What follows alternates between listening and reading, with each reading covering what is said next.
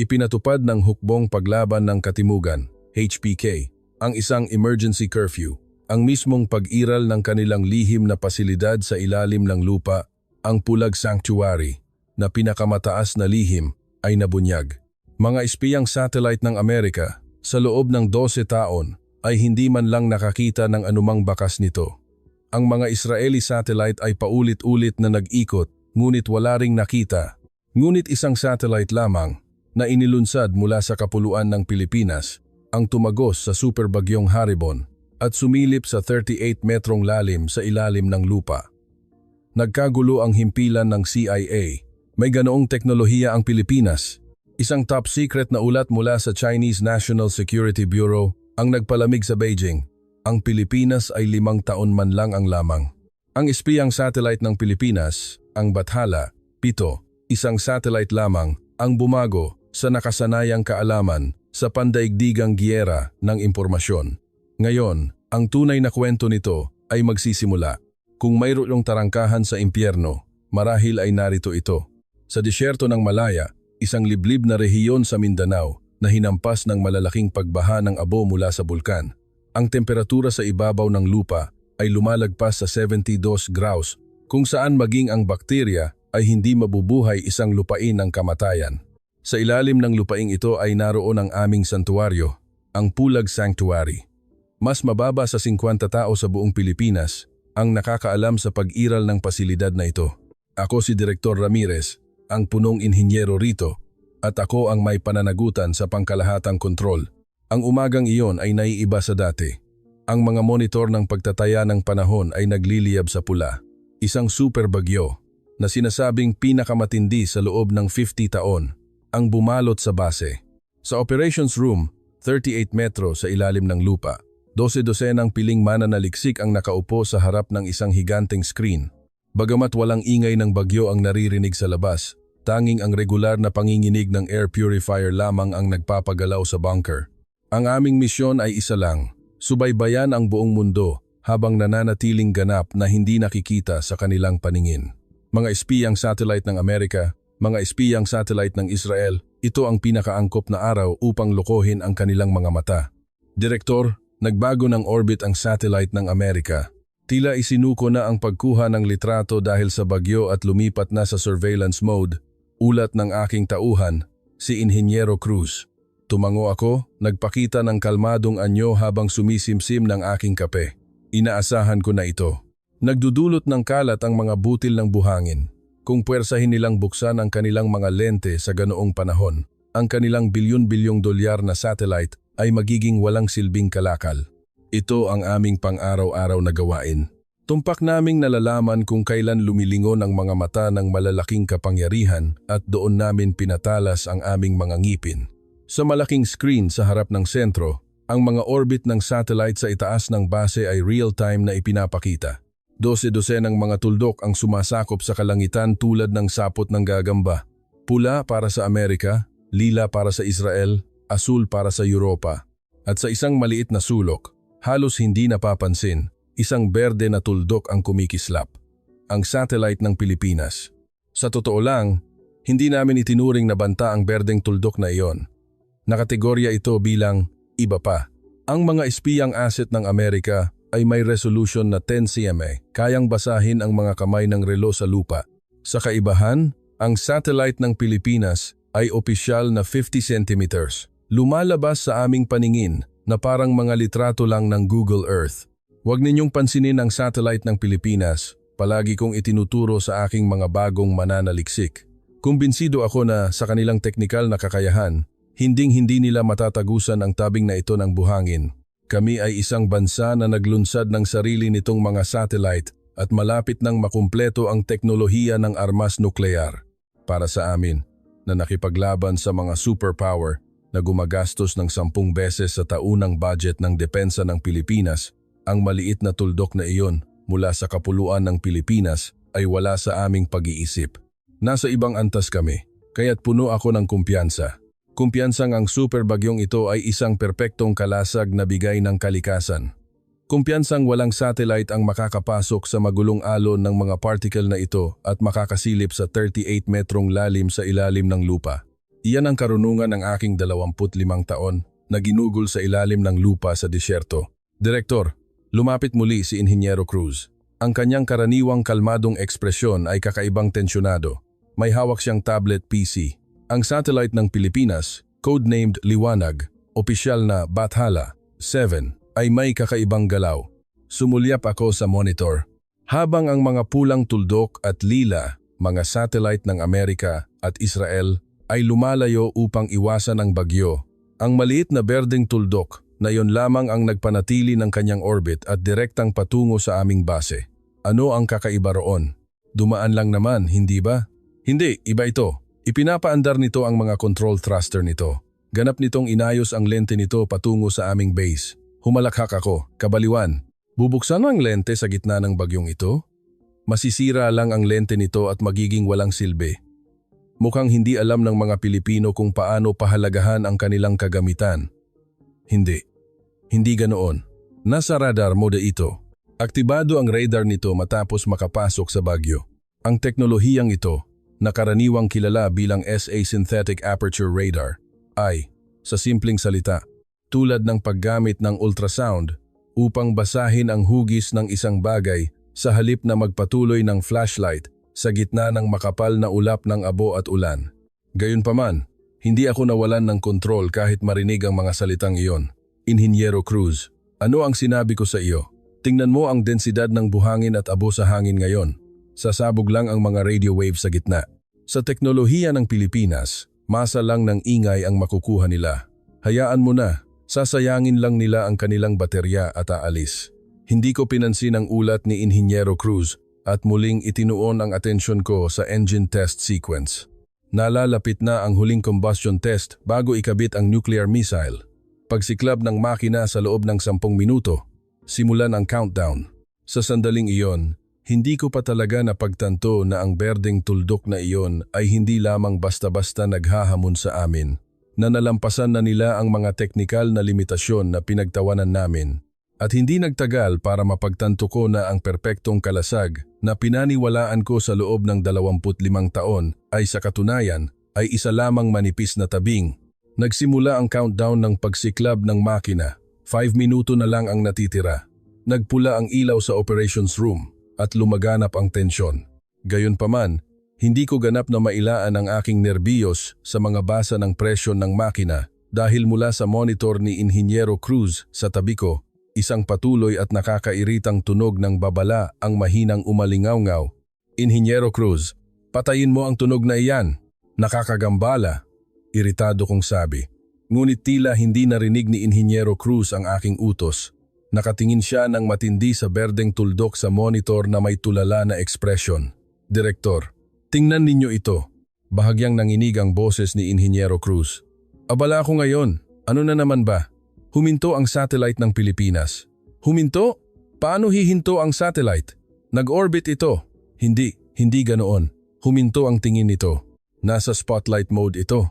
Pinatigil ko ang aking trabaho at pumunta sa upuan ni Inhinyero Cruz. Ang datos sa monitor ay ganap na lumihis sa aking nakasanayang pag-iisip. Karaniwan, ang mga satellite ay umiikot sa Earth ng mabilis, kaya ang oras na maaari nilang kunan ng larawan ang isang punto sa lupa ay ilang segundo lamang. Gayunpaman, ang maliit na berdeng tuldok na iyon, ang Bathala 7 ng Pilipinas, ay kakaibang ipinihit ang kanyang katawan. Inayos ang lente nito patungo sa aming base at nakatitig ng matindi. Para itong isang tao sa gumagalaw na tren na pinilipit ang leeg upang tumitig sa isang punto. Imposible. Gumagamit ng spotlight mode sa ganitong panahon? Bulong ko. Para itong pagpapakamatay. Kumukonsumo ito ng napakalaking halaga ng gasolina para sa attitude control at higit sa lahat, napakalakas ng pagkonsumo ng kuryente. Ang isang satellite ng Pilipinas na ganoon ang laki ay hindi makakatagal sa ganoong karga. Suriin ang mga basa ng kuryente. Output ng baterya 98%. Gumagamit pa sila ng backup na kuryente. Seryoso silang kumukuha ng litrato. Lumunok ng tuyo si Inhinyero Cruz. Sa sandaling iyon, ang berdeng tuldok sa screen ay tila mas lalong lumiwanag na parang nasusunog. Ang Amerika at Israel ay lumisan. Lahat ay ipinikit ang kanilang mga mata at tinakpan ang kanilang mga tainga sa bagyong ito. Sa gitna ng kaguluhan na ito, Tanging ang satellite ng Pilipinas lamang ang nakabukas ang mga mata, nakatingin sa amin. Nilamigan ako ng pawis. Ano kaya ang desperadong gustong makita ng maliit na satellite na iyon? Direktor, nagbago ang frequency band ng radar. Sigaw ni Inhinyero Cruz. Mula X-band tungo. Ano ba ito? Multiband. Sabay silang nagpapalabas ng X-band at L-band. Nawalan ako ng ulirat. Ginagamit ang X-band para sa mga high-resolution na imahe at ang L-band na may mas mahabang wavelength ay kapaki-pakinabang para tumagos sa lupa. Ngunit ang sabay na pagpapatakbo ng dalawang ito ay halos imposible sa teknikal dahil nagkakagulo ang mga ito na ginagawang magulo ang datos. Maging ang Amerika ay sumubok at sumuko sa pamamaraang ito. Mali ito. Siguradong sira ang sensor at tumatalo ng frequency. Desperado kong itinanggi. Hindi, may pattern. Ang dalawang wavelength na nagtatagpo ay nagkakansela ng ingay mula sa mga butil ng buhangin at abo. Mabilis na gumalaw ang mga daliri ni Inhinyero Cruz sa keyboard. Ito ay isang algorithm. Kalkulado na ng mga Pilipino ang mga pattern ng pagre-reflect ng superbagyo at nagpapalabas ng mga radio wave na may baligtad na phase. Ang bagyo ay hindi kalasag. Sa halip, ito ay nagiging background noise na mas nagpapalinaw sa aming mga figura. Isang napakapagaling na algorithm. Ito ay isang algorithm. Ito ay isang algorithm. Posible ba iyon? Para sa maliit na satellite na iyon na magsagawa ng ganoong komplikadong kalkulasyon ng real-time, ng sandaling iyon, umalingaw-ngaw ang boses ng countdown mula sa central speaker sa control room. Pagsiklab ng makina, 10 segundo. 9, 8, 7.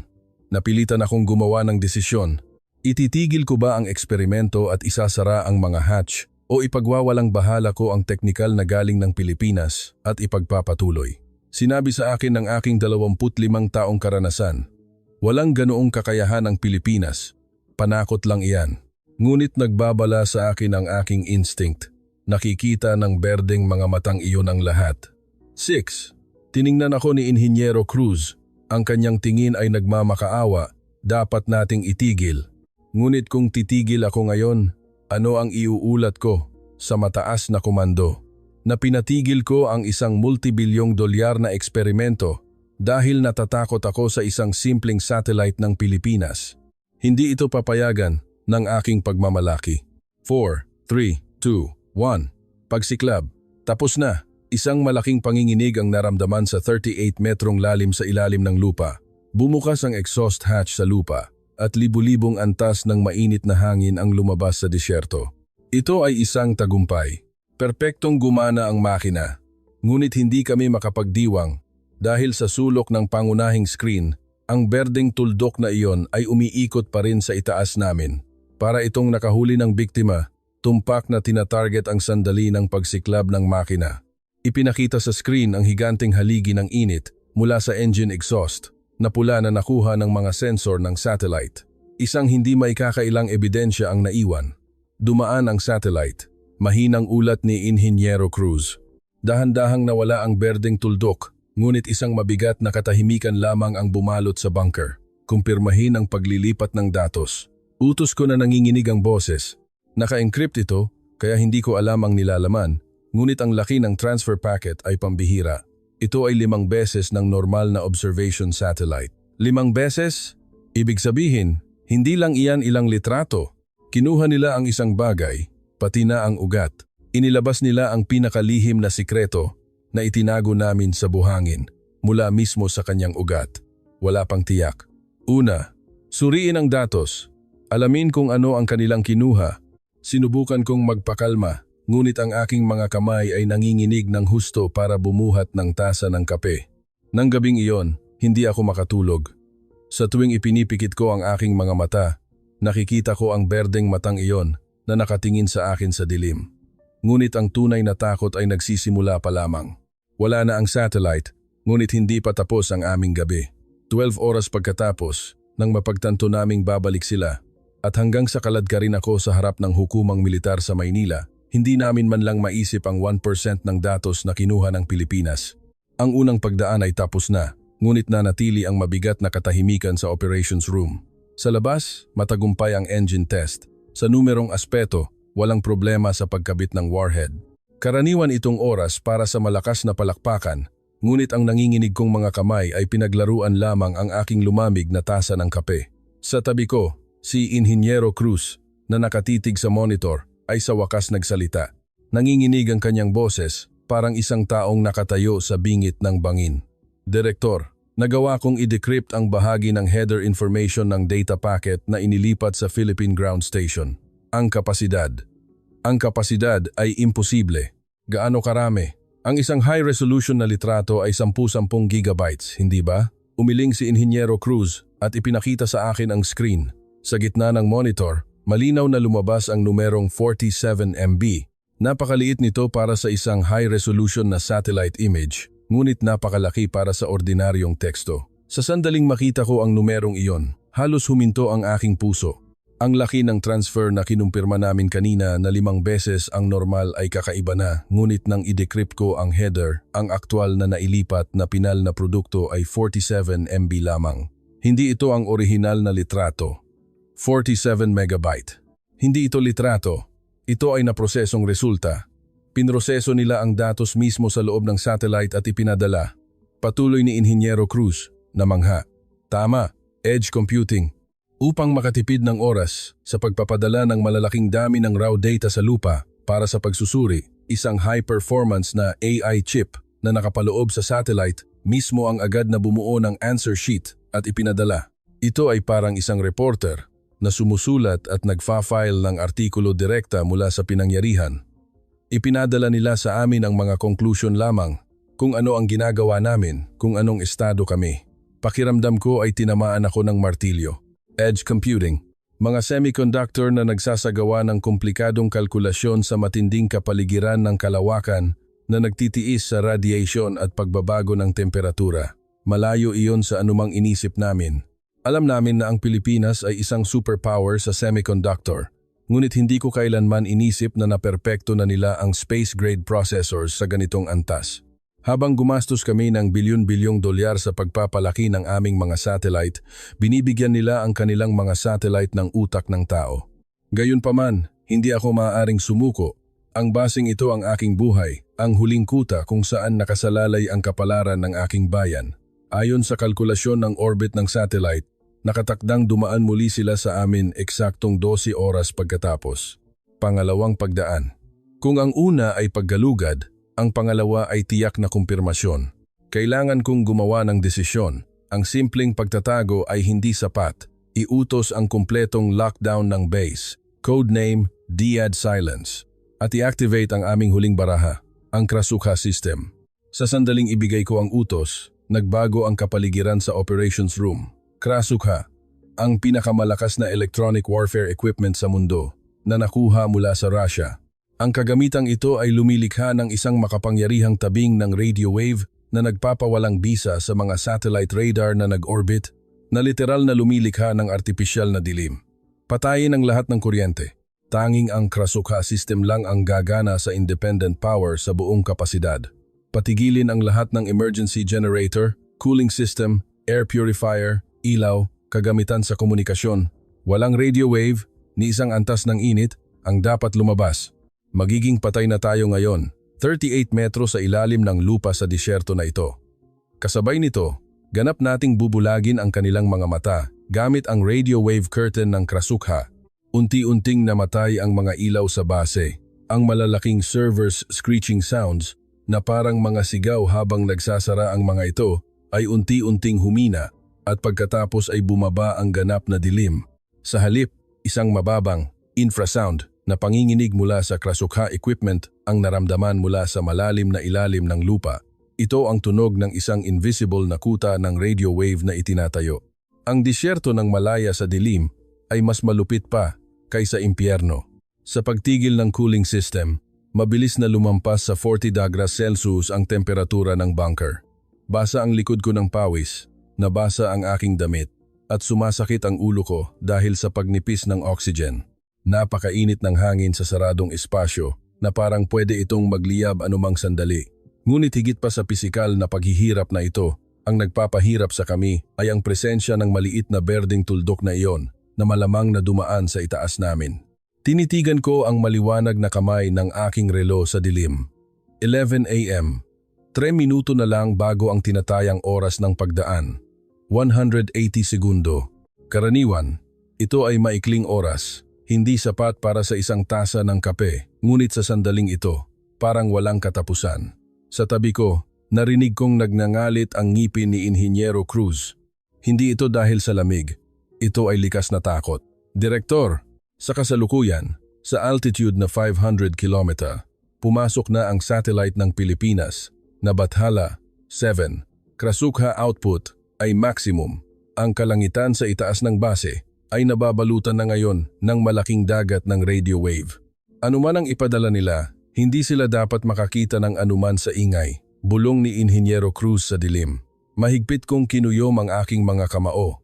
Oo, ito ang aming kakayahan. Ito ang resulta ng aming 20 taong masusing pagpapanday ng teknolohiya ng Russia. Gaano man kagaling ang AI ng Pilipinas, imposible itong makalusot sa napakalakas na electronic jamming na ito. Iyon ay isang siyentipikong paniniwala. Gayunpaman, ang berdeng tuldok na 500 km sa itaas ay walang habas na kalmado. Ang datos sa screen ay nagsimulang magpakita ng kakaibang panginginig. Hindi binago ng satellite ng Pilipinas ang orbit nito kahit nahaharap sa malakas na jamming signal na inilabas ng aming krasukha. Sa kabaligtaran, gumawa sila ng mas malupit na pagpipilian. Direktor, may mali. Sila. Ginagamit nila ang aming jamming signal laban sa amin. Sinimulan nila ang frequency hopping. Sinira ng sigaw ni Inhinyero Cruz ang katahimikan. Tuluyan akong nawalan ng ulirat. Frequency hopping, isang teknik upang maiwasan ang jamming sa pamamagitan ng pagpapalit-palit ng frequency ng 10,000 beses sa isang segundo, ngunit hindi lang iyon. Sinuri ng satellite ng Pilipinas ang mga interference wave ng jamming signals na aming inilabas at, sa kabaligtaran, kinolekta ang mga signal na nagre-refract kapag tinamaan ang mga istruktura. Ito ay parehong prinsipyo kung saan kapag ang isang kaaway ay nagpatuloy ng flashlight sa gitna ng makapal na ulap sa halip na magtago mula sa ilaw, hahanapin mo ang outline ng kaaway na sinasalamin ng ilaw na iyon. Ano? Habang mas malakas ang aming jamming, mas nagiging malinaw ang aming mga figura? Nabasag ang aking boses. Ginagamit ng AI ng Pilipinas ang radio wave curtain na aming itinaas bilang gabay upang tumpak na mahanap ang aming base. Mayabang kami. Inakala naming magaling lang sila sa paggawa ng semiconductors, ngunit narating na nila ang antas ng mga Diyos, malayang manipulahin ang mga katangian ng radio wave. Kinumpirma ang anggulo ng pagpasok. Napanatili ang spotlight mode. Direktor, sinimulan na nila ang phase analysis. Inihihiwalay nila ang aming mga radio wave mula sa kanila. Desperado ang ulat ni Inhinyero Cruz. Ang mga salitang spotlight mode ay umalingaw-ngaw sa dilim. Nangangahulugan ito na ang satellite ay pinilipit ang leeg nito sa itaas namin, nakatitig ng matindi sa isang puntong ito sa disyerto. Ipinikit ko ang aking mga mata. Dilim lang ang makikita ko kahit buksan ko ang mga ito, ngunit ang pagpikit ay nagpalabas ng malinaw na imahe sa aking isip. Isang maliit na satellite na may nakabukang solar panel laban sa itim na kalawakan. Ang lente nito ay nakaturo sa Earth, at direkta sa ibaba nito, ang burol ng buhangin kung saan ako nakatayo. Dumagundong ang aking puso sa aking mga tainga. Hindi lang ito tunog ng aking puso. Sa dilim, sabay-sabay na tumibok ang 15 puso. At ang resonance nito ay parang panginginig na yumayanig sa buong bunker. Sa mismong sandaling ito, sa ibabaw ng lupa, ang Bathala 7 ng Pilipinas ay nagsasagawa ng kanyang pangalawang scan. Sa unang pagdaan nito, nahuli nila ang pagsiklab ng aming makina. Ang sandali, kung kailan lumabas ang libu-libong antas ng init. At ngayon, nakikita kami na nakatago sa likod ng krasukha, na pinatay ang lahat, pinagtatawanan nila kami. Pakiusap. Dumaan ka na lang nang walang nakikita. Narinig kong bumulong ang isang bagong mananaliksik sa tabi ko. Nanginginig ang kanyang mga labi. Siya ay isang henyo na pinupuri, ngunit ngayon ay umaasa na sa pamahiin. Ito ay parang sentensiya ng kamatayan. Ganoon kalaki ang takot na ibinigay ng teknolohiya ng Pilipinas na nagpapawalang saysay maging sa mga siyentipikong rasyonal. 1 minuto ang lumipas, 2 minuto, tahimik pa rin. Someone's stomach rumbled, but no one reacted. At sa wakas, 3 minuto, ganap na nakalampas ang satellite sa base. Kumpleto na ang pagdaan, itinatigil ang operasyon ng Krasukha. Kasabay ng boses ni Inhinyero Cruz, tumigil ang panginginig sa loob ng base. Ngunit nanatiling tensyonado ang ekspresyon ni Inhinyero Cruz tulad ng dati dahil nasaksihan niya ng real-time ang kanilang paggamit ng jamming signals, hindi siya makaramdam ng ginhawa na nagawa ng Krasukha ang kanyang trabaho. Still, some researchers sighed in relief. That sigh spread like an epidemic, and soon the entire bunker was filled with exhausted sighs. Ibalik ang kuryente. Buksan ang air conditioning. Kasabay ng aking sigaw, malakas na umingay ang mga emergency generator. Sa malakas na panginginig, nagsimulang kumurap ang mga emergency lights sa kisame isa-isa. Sa ilalim ng pulang ilaw, lumiwanag ang pawisan na mukha ng mga mananaliksik. Lahat ay maputla na parang multo, ngunit kitang-kita sa kanilang mga mata ang ginhawa sa pagkaligtasan. Nang dumampi ang malamig na simoy ng hangin sa aking mukha, napagtanto ko rin kung gaano ako pinagpapawisan. Nakakapit ang aking damit sa aking katawan, nagiiwan ng hindi komportableng pagkakabasa, ngunit hindi ko ito pinansin. Inutusan ko ang mga mananaliksik na bumalik sa normal na tungkulin pagkatapos ng 30 minutong pahinga. Ngunit ang ginhawa na iyon ay tumagal lamang ng 5 minuto, hanggang sa halos sumisigaw na tawag ni Inhinyero Cruz mula sa data analysis room. Direktor, halika rito, mabilis. Binalik ko ang aking basang damit at tumakbo sa analysis room. Sa sandaling buksan ko ang pinto at pumasok, nakita ko si Inhinyero Cruz, nakatayo na parang estatwa sa harap ng isang higanteng monitor. Nasa keyboard ang kanyang mga daliri, ngunit hindi gumagalaw. Ano ang nangyari? Anong problema? May kutob na ako. Hindi ito magandang balita. Dahan-dahang inikot ni Inhinyero Cruz ang kanyang ulo. Namumula ang kanyang mga mata, at isang kaba ang nanatili sa paligid ng kanyang bibig, nanginginig sa takot. Naglipat sila ng datos muli. 47 megabyte din sa pagkakataong ito. Ano? Gumagana ang Krasukha, hindi ba? Pinatay namin ang lahat ng kuryente at naglagay ng radio wave curtain. Ano ang kinuha nila? Ipinakita ni Inhinyero Cruz ang screen gamit ang nanginginig na kamay. Sa pagitan ng komplikadong encrypted code, lumitaw ang isang kakaibang imahe. Hindi ito litrato. 7 kulay na contour line ang kumalat sa magkakapatong na bilog, parang mga alon sa isang pond kapag binato ng bato. Ngunit ang gitna ng pattern na iyon ay tumpak na nagpapahiwatig sa aming underground engine room ng base. Interferometric SAR. ENS, kung tawagin, isang interferometric synthetic aperture radar. Tuyong-tuyo ang boses ni Inhinyero Cruz at basag. Isang kidlat ang tumama sa interferometric SAR. Isang teknolohiya na kumukuha ng litrato sa parehong punto ng 2 beses upang matukoy ang mga banayad na pagbabago sa elevation. Nang patayin namin ang kuryente, bahagyang lumubog ang lupa. Ang lupa na pinainit ng eksperimento ng makina ay lumamig at lumiit. Hindi nila pinalampas ang simpleng prinsipyong iyon ng pagliit ng maiinit na bagay kapag lumamig. Tingnan mo rito, ang pagbabago ng kulay sa mga contour line. Nakita nila ang pagkakaiba ng 0.47 mm, 0.47 mm. Nanginginig ang aking mga labi. Isang pagbabago na mas manipis pa sa tingga ng lapis. Ang isang satellite na lumilipad 500 km sa itaas, sa 27,000 km, H ay nakakita ng 0. O 47 mm na pagliit sa lupa, iyon ay mas malapit sa mahika kaysa sa agham. Sa pamamagitan ng banayad na pagbabagong ito, binaligtad nila ang disenyo ng underground structure.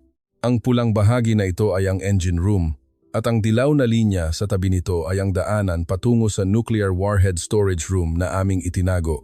Sinukat nila ang kapasidad ng aming baga sa pamamagitan ng paggamit ng lumalamig na init sa mismong sandali na pinigilan namin ang aming hininga at nagpanggap na patay.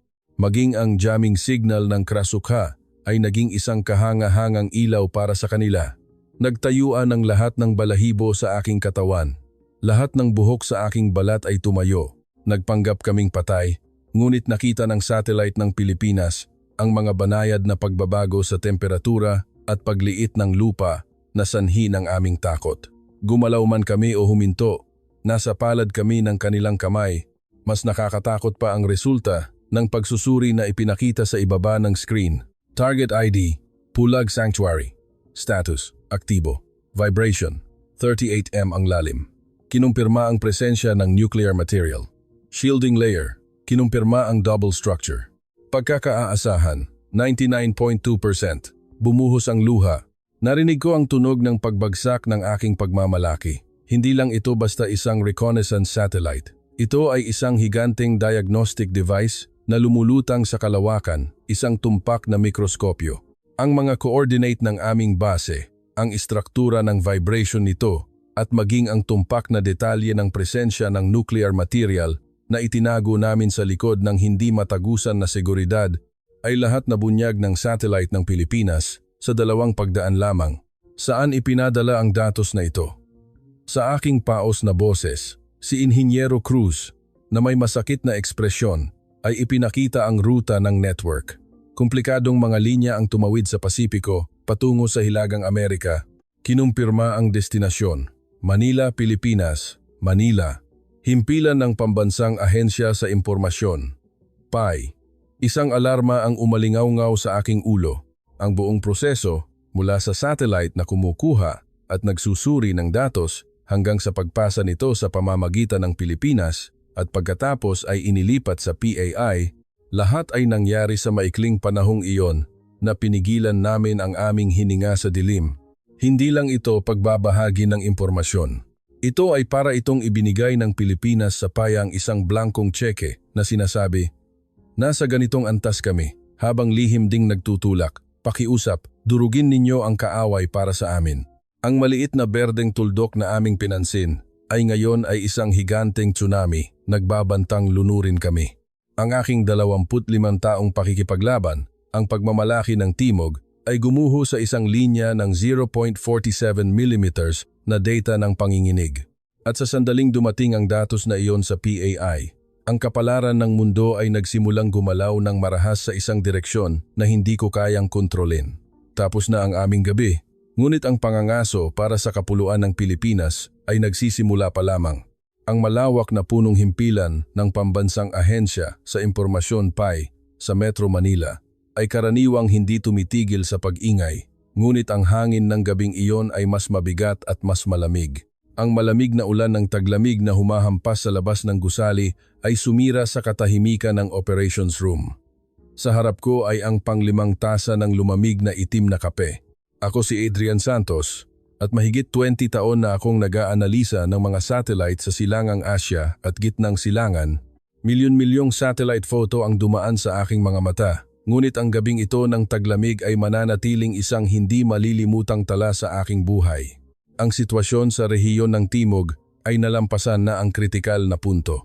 Ang labanan sa pagitan ng hukbong paglaban ng katimugan at ng pamahalaan ay nasa isang mapanganib na estado na maaaring lumaki sa digmaang nuklear anumang oras.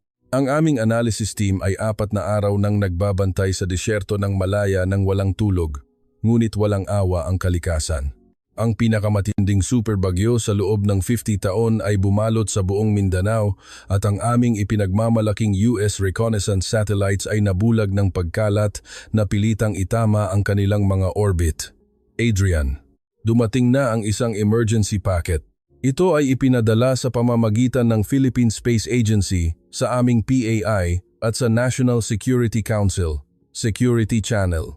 Klasifikasyon, Special Alert Level, Sampaguita, Top Secret. Ang aking analyst, si Ian De La Cruz, ay tinawag ako na may tensyonadong ekspresyon. Karaniwan, ang pagbabahagi ng impormasyon sa Pilipinas ay kadalasan kami ang nagbibigay ng impormasyon at sila ang tumutulong sa pagsusuri sa isang suportang papel. Ngunit iba ang pagkakataong ito. Napakataas ng pagkaapura. Kinamot ko ang aking naninigas na leeg at humila ng upuan sa harap ng monitor. Ang laki ng datos na ipinakita sa screen ay eksaktong 47 megabyte. Ang aking intuwisyon, pagkatapos ng mahigit 20 taong paghawak ng datos, ay nagbigay ng babala, 44M. Hindi ito ang orihinal na footage, hindi ba? Hindi. Ito ay naprosesong datos. Tapos na nila ang pagsusuri sa loob ng satellite at ipinadala lamang ang mga resulta. Nang sandaling iyon, bumukas ang mabigat na pinto ng operations room at pumasok si General Marcos Morales na ipinadala mula sa AFP headquarters na malakas ang tunog ng kanyang mga bota. Siya ay isang tipikal na matigas na militar, isang masugid na naniniwala sa teknolohikal na kahusayan ng Amerika.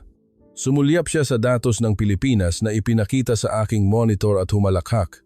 Adrian, sinasayang mo ba ang oras mo sa pagsusuri ng basurang datos na tulad nito? Maging ang aming bilyon-bilyong dolyar na US reconnaissance satellite ay nakasara ang takip ng lente dahil hindi ito makakita sa gitna ng superbagyo. Ano ang posibleng nakita ng isang laruan ng Pilipinas na may 50 cm resolution? Ito ay gawa-gawang nobela lamang na may halong pangarap ng National Security Council ng Pilipinas. Agad na pinalamig ng matalim na salita ni General Morales ang kapaligiran sa operations room. Itinuring pa rin niya ang teknolohiya ng satellite ng Pilipinas na nasa antas ng 10 taon na ang nakalipas, ngunit wala akong sinabi at nagpatuloy. Sa sandaling buksan ang 47 megabyte file na kanilang ipinadala, ang panloob na disenyo ng Pulag Sanctuary na aming hinabol sa loob ng maraming taon nang hindi man lang natutukoy ang tunay nitong anyo, ay ipinakita sa screen ng malinaw na parang isang X-ray photo. Ano ito? Nauutal si General Morales. Ipinakita sa screen ang bahaghari ng mga contour line na naglalarawan sa distribusyon ng init sa loob ng base at ang banayad na topografiya ng ibabaw ng lupa sa 3D. Hindi lang ito basta litrato. Ang mga estrukturang nakatago sa ilalim ng lupa ay tila gumagapang na parang buhay na nilalang na nagbubunyag ng kanilang sariling lokasyon. General, hindi ito fiction. Ito ay agham. Inaktibo ng Bathala 7 ng Pilipinas ang spotlight mode sa panahon ng bagyo. Look at this data. It simultaneously irradiated X-band and L-band, eliminating the diffuse reflection of sand particles in real time. This is the multi-band noise cancellation algorithm that we at PAI only considered theoretically. Ginawa ito ng Pilipinas na realidad ng real-time gamit ang isang AI chip sa loob ng kanilang satellite. Habang nagpapaliwanag ako, nanlaki ang mga mata ni General Morales sa hindi paniniwala. Itinuro niya ang screen at sumigaw, "Kalokohan, anuman ang sabihin mo, may pisikal na limitasyon. Radio waves scatter from anything. How can such a clear image be obtained? This is just some fake blueprint that the Philippines already had." Upang pawiin ang pagdududa ni General Morales, inilabas ko ang aking alas. Ang data packet na ipinadala ng Pilipinas ay hindi lamang naglalaman ng mga imahe, kundi pati na rin ang waveform data ng maliliit na panginginig na nagaganap sa ibabaw ng lupa.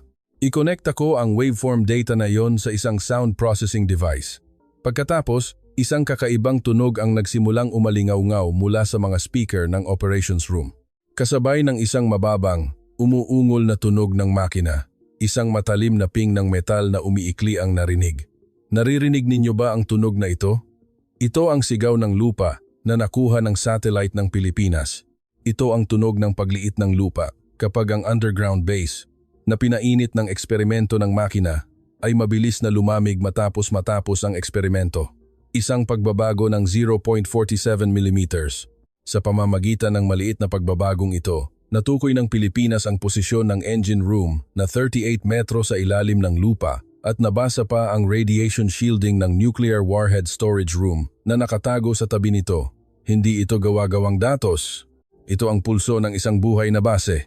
Naging tahimik ang operations room na parang binubuhusan ng tubig. Nawala ang pagmamataas sa mukha ni General Morales na palitan ng halo ng pagkamangha at paggalang. Nakinig siya sa tunog ng lupa na nanggagaling sa mga speaker sa loob ng ilang sandali. Ngunit pagkatapos ay humina ang kanyang katawan at bumagsak sa kanyang upuan. Habang bulag ang bilyon-bilyong dolyar na satellite ng Amerika, ang satellite ng Pilipinas na aming tinanggihan bilang crude technology ay nanatiling nakabukas ang mga mata at sa isang pagdaan, nakakuha ng kritikal na ebidensya na magbabago sa kapalaran ng sangkatauhan. Adrian, anong conclusion ang iminumungkahi ng datos na ito? Natapos na ng hukbong paglaban ng katimugan ang pagkabit ng nuclear warhead. Ayon sa AI simulation ng Pilipinas, tatapusin nila ang mga paghahanda upang ikabit ang warhead na ito sa isang ballistic missile at ilunsad ito sa loob ng 48 oras. Ang mga target ay ang US Joint Task Force Command sa Palawan at Tel Aviv. Nangangahulugan ito na libu-libong sundalo ng US ang maaaring mawala habang nag-aatubili tayo. Sa pagtatapos ng aking ulat, agad na kinuha ni General Morales ang direktang linya ng telepono. Ang kausap ay ang National Security Advisor sa Malacanang. Nagsisimula pa lang ang gabi sa PAI. Isang emergency alarm ang umalingaw-ngaw at ang mga pangunahing general mula sa AFP headquarters ay ipinatawag sa isang video conferencing system. Ang situation room ng Malacanang ay ipinakita sa screen at pagkaraan ng ilang sandali, lumitaw ang presidente. Maputla ang mukha ng presidente. Nakatitig siya ng matindi sa bahagharing mapa ng contour na ipinadala ng Pilipinas. Ang kanyang ekspresyon ay isang komplikadong halo ng pagsisisi dahil sa pagkabigo ng mga espiyang asset ng Amerika at takot sa napakalaking kapangyarihan ng teknolohiya na ipinakita ng Pilipinas. Ito ba ay tunay na datos na nilikha ng nakapag-iisa ng Pilipinas nang walang anumang suporta mula sa PAI? Ang direktor ng PAI ay matigas na sumagot sa tanong ng presidente. Tama po, Ginoong Presidente. Ang Pilipinas ay matagumpay na ipinatupad ang edge computing technology sa kalawakan na mas maaga sa atin. Habang sinubukan nating talunin sila sa hardware, ginamit nila ang sopistikadong software at AI upang gawing nakikita ang hindi nakikita. Ang mga coordinate na inyong tinitingnan ay may katumpakan na wala pang 1 metro ang pagkakamali. Ito ay isang antas na tumpak na makatama sa mga kritikal na punto ng base gamit ang isang bunker buster. Ang presidente ay nawalan ng salita sa loob ng ilang sandali.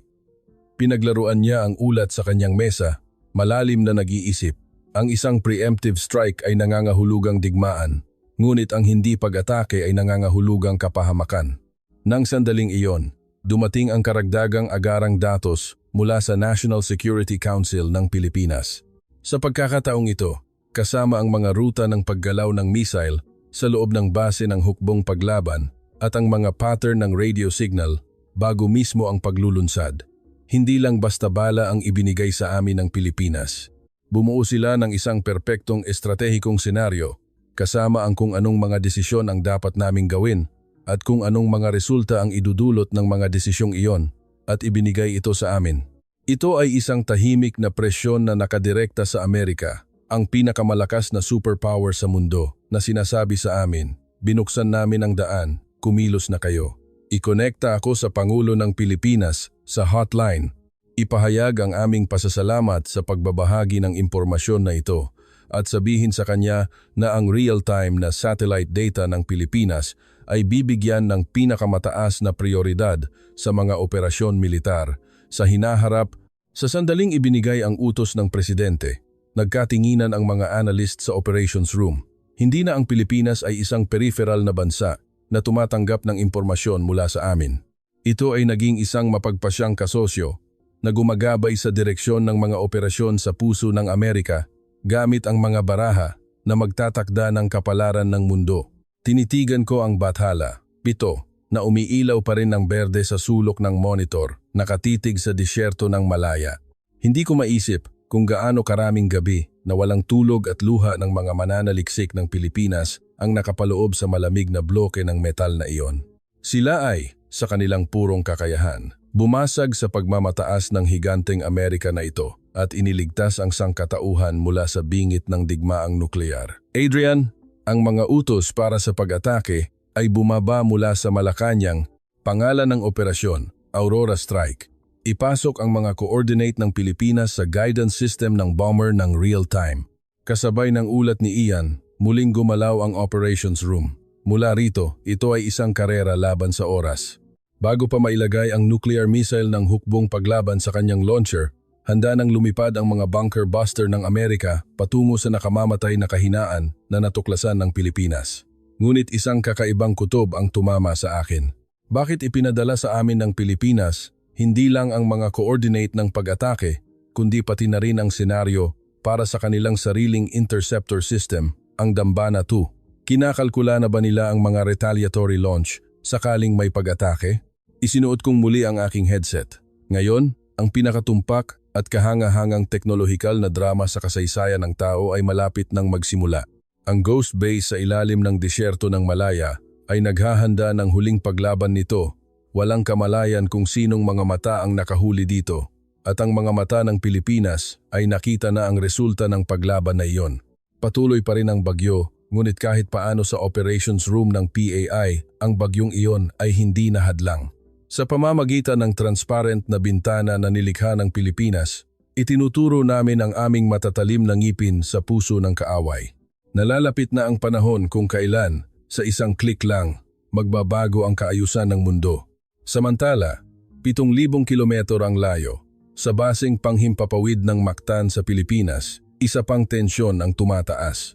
Dahil ang huling kalasag upang harangin ang mga retaliatory missile mula sa hukbong paglaban na babagsak matapos pindutin ng PAI ang attack button ay naroon mismo. Ang gabi sa basing panghimpapawid ng Mactan, Pilipinas, ay tahimik. Ngunit ang katahimikan na iyon ay isang masamang kalmado, naglalaman ng bagyo na paparating. Ako si Teniente Coronel Kenji Santos, mula sa hukbong himpapawid ng Pilipinas. Isang punong tagapayo para sa operasyon ng Dambana 2. 7,000 kilometros ang layo mula sa Pilipinas. Sa hindi pamilyar na lupaing ito, nakatayo ako sa gitna ng isang higanteng chessboard kung saan magdedesisyon ang kapalaran ng sangkatauhan. Ang hangin ng taglamig sa disyerto ay nanunuot. Ang hangin sa loob ng pasilidad ay pinalamig ng air conditioning, ngunit bumubuo ang mga butil ng pawis sa noo ng mga miyembro ng koponan na nakatitig sa mga monitor. On the main screen in front of us, the real-time data sent by the Philippines Bathala 7 satellite was displayed. It wasn't just a satellite map.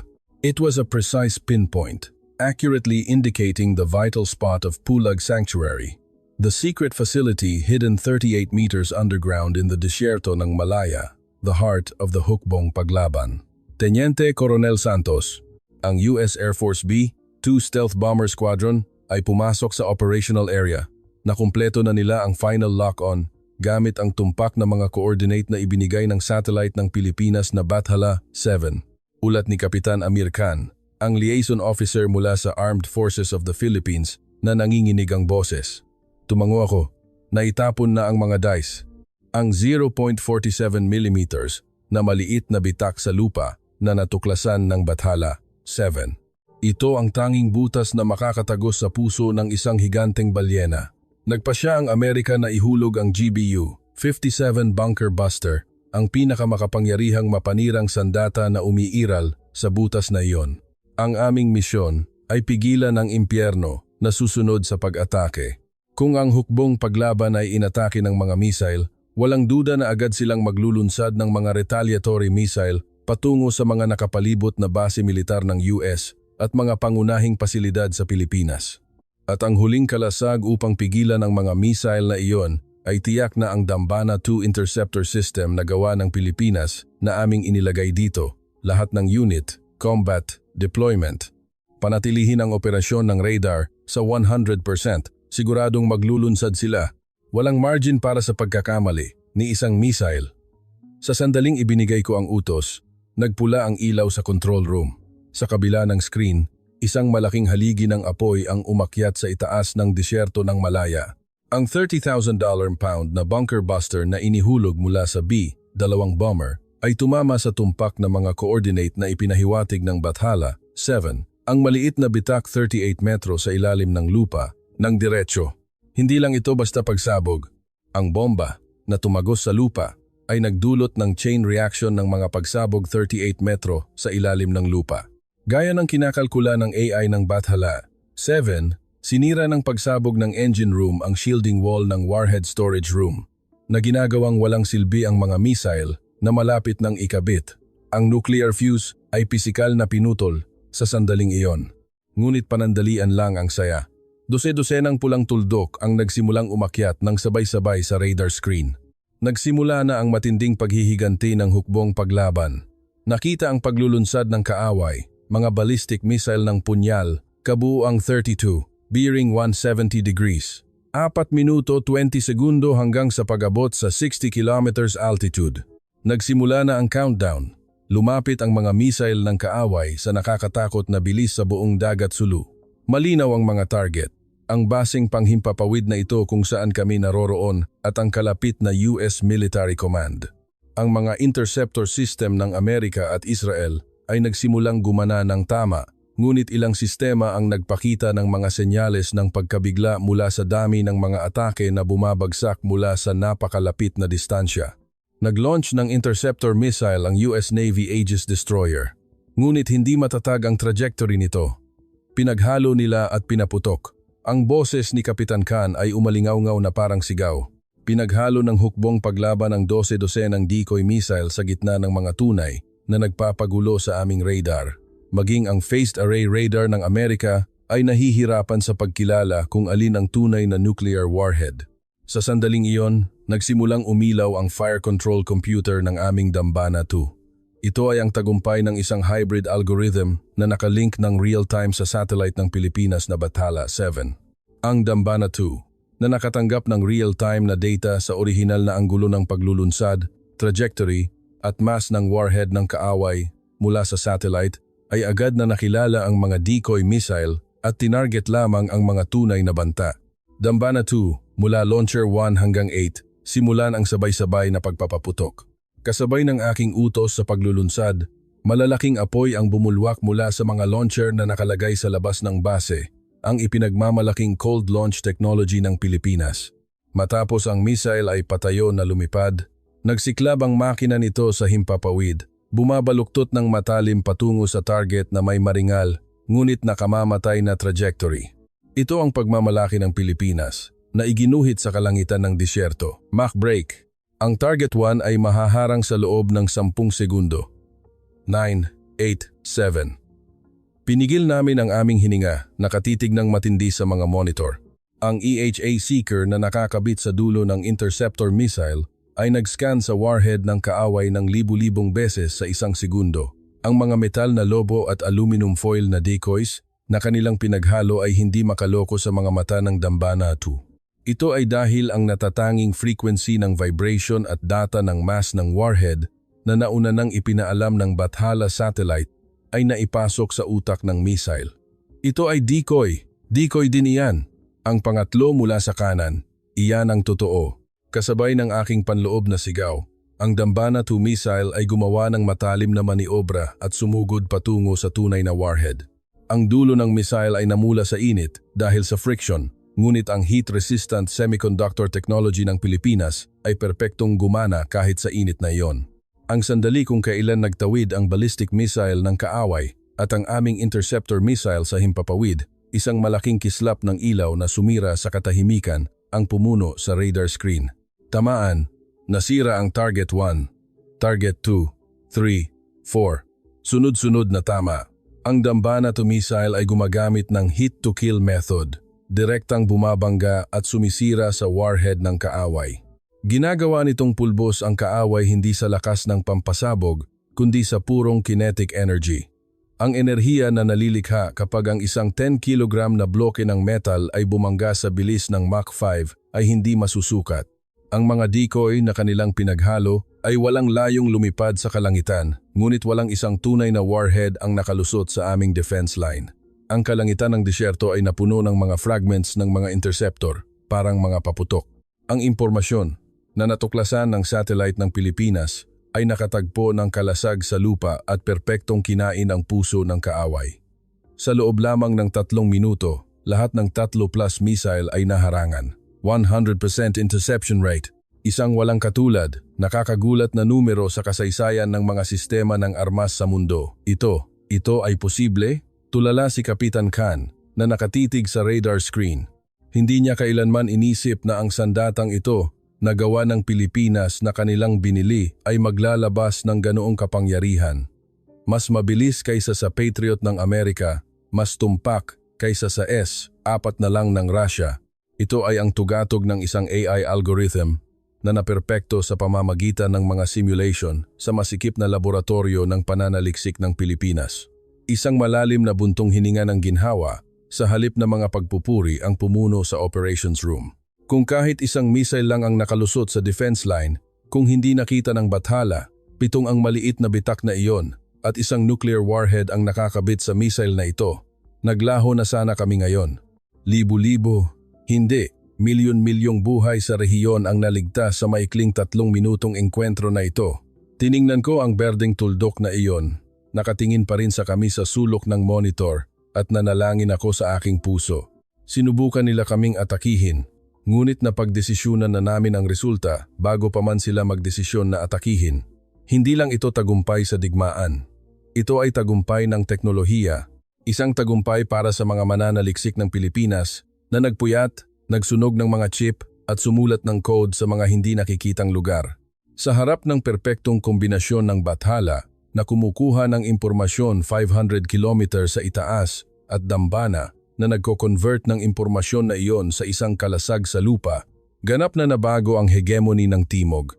Hindi ang kapangyarihan ng malalaking kontinente ang pumutol sa fuse ng nuclear war at nagligtas sa sangkatauhan. Ito ay ang tumpak at patuloy na pagsisikap na nagsimula mula sa maliit na lupain ng kapuluan ng Pilipinas. Nang matapos ang labanan at lumabas ako sa base, malabo na ang abot tanaw sa kabila, ngunit ang tunay na araw ay hindi pa sumisikat. Kung paano reaksyon ang Malacanang at Washington sa hindi kapani-paniwalang resulta na ito at kung saan kami dadalhin ng napakalaking bunga ng tagumpay na ito, hindi pa namin maisip. Habang nagtatagal pa ang ningning ng tagumpay na ito, ang mga telepono ng mga ahensya ng intelihensya sa buong mundo ay nagsimulang mag-ring ng walang tigil. Isang tanong lang ang kanilang nais. Paano ito nagawa ng Pilipinas? Sa bungad ng nasirang exhaust shaft sa lupa, malabo kong tinitigan ang nagliliyab na apoy. Sa loob ng 25 taon, ang Pulag Sanctuary, na pinaglaanan ng aking buhay, ay ngayon ay isang higanteng sementeryo ng konkreto. Ang GBU, 57 Bunker Buster ng Amerika, ay nakakatakot na tumpak. Hindi, ang tumpak ay hindi sapat na salita. Ito ay para itong isang bihasang siruhano na tumpak na tinusok ang 0.47 mm na bitak na itinuro ng satellite ng Pilipinas, sinisira ang puso ng base na parang pinuputol lamang ang mga selulang may sakit. Ang paligid ay nagkagulo. Ang mga security personnel ng hukbong paglaban, may hawak na baril, ay matatalim na tumingin sa mga mananaliksik na may namumulang mata, sumisigaw. Sino ang espiya? Sino ang nagbigay sa mga Amerikano ng mga blueprint? Paano nila naatake ang malalim na kahinaang ito nang walang anumang pagkakamali, nang walang traidor sa loob? Ang mga sigaw ng commander ay umalingaw-ngaw sa kalangitan ng disyerto. Gusto niyang paniwalaan na ang buong trahedyang ito ay dahil sa pagtataksil ng tao. Sa ganoong paraan, maitatago niya ang kanyang sariling kawalan ng kakayahan at pagkatalo sa teknolohiya. Ngunit alam ko, hindi ito pagtataksil. Ito ay isang tagumpay ng napakalaking teknolohiya. Tiningnan ko si Inhinyero Cruz na nakukubli at nanginginig sa tabi ko. Ang kanyang pisngi ay pula at namamaga. Marahil ay sinuntok ng isang security guard. Ngunit ang kanyang tingin ay nakatuon sa parehong direksyon tulad ng sa akin. Nakita namin ito. Ang malayo, maliit na berdeng tuldok na dumaan sa amin na parang multo. Pinawalang saysay nila ang 20 taon na ginugol namin sa pagtatago ng nuclear warhead sa loob lamang ng 2 pagdaan. Habang abala kami sa pagpapalapot ng konkreto at paghuhukay ng mas malalim, kinakalkula nila ang mga hindi nakikitang radio wave at pinatalas ang kanilang AI. Sa katunayan, ang mababang boses ni Inhinyero Cruz ay nagpangiti sa akin ng mapait. Desperado kaming palakihin ang aming mga katawan. Mas malalaking missile, mas malalim na bunker, mas maraming lakas militar, ngunit naiiba ang Pilipinas. Pinanday nila ang kanilang lakas sa mga hindi nakikitang lugar. Ibinuhos nila ang buong talino ng tao sa isang satellite na nagpapahintulot sa mga interceptor missile na 7,000 kilometer ang layo na makipag-ugnayan sa mga mata ng satellite ng real time. Ito ay isang kapangyarihan ng koneksyon na hindi namin kailanman naisip. Nang umagang iyon, hindi kapani-paniwalang balita ang patuloy na ibinalita sa radyo ng Maynila. Ang balita ay ang lahat ng 32 ballistic missile na inilunsad ng hukbong paglaban ay hindi nakarating sa kanilang mga target at naging pulbos sa himpapawid. Ang mga ahensya ng intelihensya sa buong mundo ay namangha sa katotohanan na hindi ang mga defense system ng Amerika o Israel, kundi ang dambana di Aku ng Pilipinas na nakalagay sa Mactan ang pumigil sa lahat ng ulan ng kamatayan. Ang kapaligiran sa Washington ay nagbago rin ng 180 degrees. Ang PAI ay nakikinig ng matindi sa mga tawag mula sa National Security Council ng Pilipinas at sa Philippine Space Agency. Hanggang ngayon, ang Pilipinas ay itinuring bilang isa sa mga peripheral na bansa na tumatanggap ng impormasyon na ibinigay ng Amerika. Ngunit ngayon, ganap na nabaliktad ang sitwasyon. Nauna nang natuklasan ng Pilipinas at ibinigay ang katotohanan sa gitna ng isang bagyo na hindi nakita ng Amerika. At ang impormasyon na iyon ay pumigil sa pinakamasamang kalamidad ng tao ang ikatlong digmaang pandaigdig. Ito ay hindi lang basta tagumpay ng isang sistema ng armas. Ito ay isang malaking simbolo na nagpapahiwatig kung saan lumilipat ang soberanya ng impormasyon. Ngayon, nagsisimula ng muling suriin ng mga strategist sa buong mundo ang kapuluan ng Pilipinas. Isang bansa na tahimik na pinatalas ang kanyang mga ngipin sa gitna ng mga higante. Isang bansa na hindi nag-iingay sa salita, kundi nagpapatunay sa sarili sa purong kakayahan. Nagpuyat ang mga inhinyero sa Moscow upang suriin ang mga AI algorithm ng Pilipinas at ang mga tagapayo ng militar sa Beijing ay nagpuyat sa pagbuo ng mga kontrapanukala laban sa Bathala 7. Ngunit ang konklusyon na palagi nilang narating ay pareho. Ang teknolohiya ng Pilipinas ay hindi lamang basta nabibili ng pera. Ilang araw pagkatapos, dumagsa ang mga dayuhang mamamahayag sa press room ng kagawaran ng Ugnayang Panlabas ng Pilipinas. Totoo ba na ang pagsasara ng lihim na pasilidad ng nuklear ng hukbong paglaban ay dahil sa impormasyon na ibinigay ng satellite ng Pilipinas? Sa lugar na iyon kung saan nagtipon ang atensyon ng mundo, ang tagapagsalita ng Pilipinas na may walang ekspresyong mukha ay nagbigay lamang ng isang sagot. Hindi kami makapagkomento. Ang Pilipinas ay nagbabantay lamang sa sitwasyon ng seguridad sa nakapalibot na rehiyon. Ang malamig na pahayag na iyon, na hindi nagkukumpirma o nagtatanggi, ay nagpatindig ng balahibo ko nang marinig ko ito. Ang pagiging kalmado ng mga hindi nagmamayabang. Ang ugali ng isang tunay na powerhouse na ang lakas ay nararamdaman ng buong mundo nang hindi na kailangang sabihin. Kung inihayag nila, kami ang gumawa nito, hindi sana ito ganoon nakakatakot. Ngunit tahimik lang silang ngumingiti. Parang isang babala. Baka kayo ang susunod.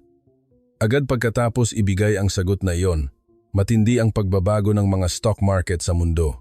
Ang mga presyo ng stock ng mga kumpanya ng depensa ng Pilipinas at mga kumpanya ng AI semiconductor ay umakyat ng walang katapusan at maraming bansa sa buong mundo ang pumila upang makakuha ng mga satellite at missile defense system ng Pilipinas. Ngunit pinananatili pa rin ng Pilipinas ang kanyang katahimikan. Ang katahimikan na iyon ay naging isang makapangyarihang presyon, mas matindi kaysa sa anumang sigaw na nagpapabagsak sa hukbong paglaban at sa mga puwersa sa likod nito. Sumakay ako sa truck na puno ng aking mga gamit. Sa pagsasara ng base, natapos din ang aking 25 taong karera. Bago ipadala sa hukumang militar sa Maynila, tumingin ako sa kalangitan ng gabi ng disyerto ng Malaya sa huling pagkakataon. Ganap ng luminaw ang superbagyo. At hindi mabilang na malamig na bituin ang kumikislap. Pakiramdam ko ay nakikita ko ang Bathala 7 na tahimik pa ring umiikot sa Earth sa kung saan sa mga bituin na iyon. Bigla kong naalala ang isang kuwento na sinabi sa akin ng aking lolo noong bata pa ako. Ang kuwento kung paano nabubuwal ang isang higanting elepante hindi sa leon, kundi sa isang maliit na pukyutan na pumapasok sa tainga nito. Ang Pilipinas ay ang pukyutan na iyon. Isang maliit na nilalang na walang sinuman ang nagbigay pansin. Ngunit tinusok nito ang puso ng higante sa pinakamahalagang sandali. Ang mundo mula ngayon ay hindi na matutukoy sa laki ng teritoryo o bilang ng mga tropa nito. Ito ay matutukoy sa kung gaano katalas ang mga mata ng isang tao, kung gaano katumpak mag-isip, kung gaano karaming datos ang kayang gawing intelihensya. Sa laban na iyon, ang Pilipinas ay nasa tuktok na. Habang nagpapakasasa kami sa nakaraang kaluwalhatian, natututo sila ng wika ng hinaharap. Direktor, oras na. Ang magaspang na boses ng isang security guard ang nagpahakbang sa akin patungo sa likod ng truck. Nakaupo sa malamig na metal na sahig, nararamdaman ang pagyanig. Naisip ko na ang nasirang base na aking itinayo ay hindi na nakakalungkot. Sa halip, naramdaman ko ang isang kakaibang kalayaan na parang nasaksihan ko ang isang bagong panahon na isinilang sa kanyang mga guho. Paalam, aking dakilang pagmamalaki. Tahimik akong sumaludo sa kalangitan ng gabi. Sila ay aming mga kaaway, ngunit hindi ko maiwasang galangin sila. Ang mga matatalas at matatag na mata na bumagsak sa aking pagmamataas at nagligtas sa sangkatauhan mula sa bingit ng digmaang nuklear. Tahimik at masigasig na pinoprotektahan ang kanilang lugar. At nakatingin sa mundo ang mga matang iyon ay ngayon ay malalim na nakaukit sa aking kaluluwa. Lumayo ang truck sa dilim, ngunit isang hindi nakikitang mata ang nakalutang pa rin sa itaas ng mga abo ng disyerto ng Malaya.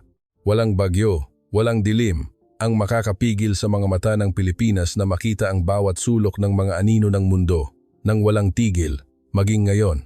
At ito ay hindi ang katapusan, kundi simula lamang ng isang bagong panahon kung saan ang mga mata ng Pilipinas ang gagabay sa kaayusan ng mundo at magpoprotekta sa kapayapaan ng tao.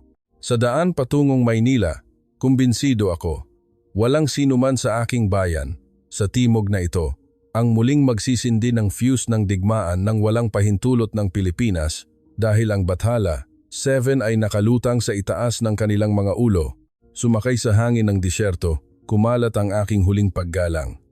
Sa wakas ay inamin ko ang tunay na pagkatalo at ipinikit ang aking mga mata. Pilipinas, tunay kayong nakakatakot na bansa. Lahat ang himala na pumutol sa fuse ng ikatlong digmaang pandaigdig sa pamamagitan ng isang 0.47 mm na pagliit ng ibabaw ng lupa na nakuha mula 500 km sa itaas na mayroon lamang 47 megabyte ng datos. Hindi lang ito basta numero. Ito ay ang dakilang katotohanan na nagawa ng Pilipinas. Walang sinuman ang naniwala sa kami. Nang kami ay kinuutya bilang isang bansa na gumagawa lamang ng mga semiconductor, ang aming mga mananaliksik sa Quezon City ay masigasig na nagtrabaho ng magdamag at sa mismong sandaling nanginginig ang buong mundo sa takot ng digmaang nuklear, inilabas ng Pilipinas ang kanyang pinakatalim na espada. Ang mga mata ng Pilipinas, kahit sa mismong sandaling ito, ay gising sa kalawakan na nagpoprotekta sa atin. Kung sa tingin ninyo ay dapat maabot ng kuwentong ito ang mas maraming tao, pakishare po. Huwag kalimutan mag-like at mag-subscribe. Kung naramdaman ninyo ang init sa puso, iwanan lamang ang dalawang salitang ito sa comments. Pilipinas. Maraming salamat sa pakikinig sa mahabang kuwentong ito.